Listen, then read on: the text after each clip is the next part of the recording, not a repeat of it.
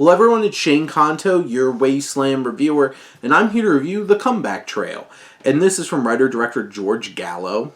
And this film was shot probably in 2019, originally supposed to release in 2020, and 5 years later, finally has hit VOD as its initial release in 2025. So 5 years later, we've been waiting for this comedy and crime comedy that is certainly a satire of the movie-making industry. And this film focuses on a film producer, Max Barber, played by Robert De Niro, and his nephew, Walter, played by Zach Braff. As, you know, De Niro's character certainly keeps getting himself in trouble, especially with Reggie Fontaine, a gangster played by Morgan Freeman, who's been bankrolling his terrible films, including his movie about scantily clad nuns with machine guns, because honestly that probably would have sold really well today. But he winds up coming up with this crazy idea to set up this Western with an aging star, put him in a whole bunch of crazy stunts, and hoping to kill him so they could cash out on the insurance policy.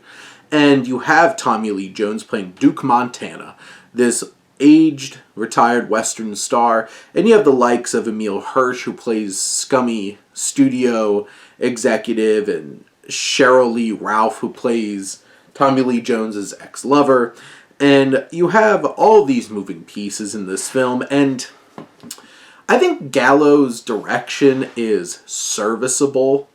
It really lacks a bite. It really lacks a personality. And it's really hard to sell because, like, this is supposed to be selling, like, they wind up making this absolutely amazing film. And the film it's in isn't as amazing. And especially from a filmmaking standpoint, pretty bland. And then it's hard for the movie within the movie to be, like, a great-looking movie either. And you're just kind of like, okay, I guess I could buy in enough that this is a period piece and people would love this particular film that they made. It's not very believable. But on some level, you kind of just have to let that conceit go, right? But then there's so many other issues with this film.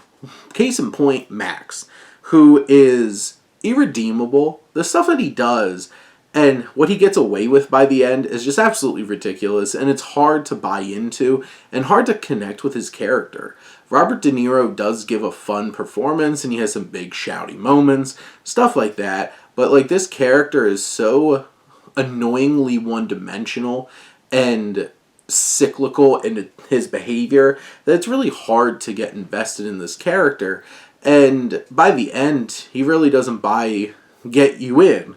And even like Zach Braff's character, can be quite fun, is not really, like, he's so cartoony and over the top and ridiculous. It's Tommy Lee Jones and Duke Montana who's really the main authentic anchor in this whole entire film, and his performance is great, and what Tommy Lee Jones does is way better than what the rest of this film deserves.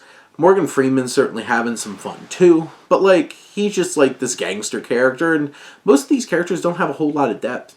And this film had some interesting themes about aging and the cutthroat nature of the film industry, but it just leans into these cartoony, over-the-top, ridiculous caricature studies instead of like something rich and interesting thematically. And then this film is just way too silly and ridiculous, and there's so many moments that take you out of the film.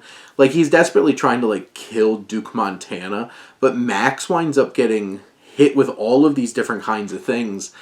And, like, I don't get how he's not dead. And, like, he comes out completely unscathed out of each of these things.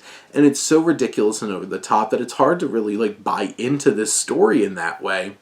And, like, a lot of the humor does not hit. It certainly has its moments. Tommy Lee Jones has great delivery. There's a few gags that do really stick out. And I think the cast is fun to watch, especially. It's a really talented cast. And at the end of the day, this film is not, like, absolutely horrific experience.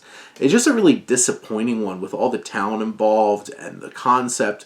It's just a somewhat passable kind of film that, like, you could throw on and with a group of people maybe have some fun with thinking about how ridiculous it is.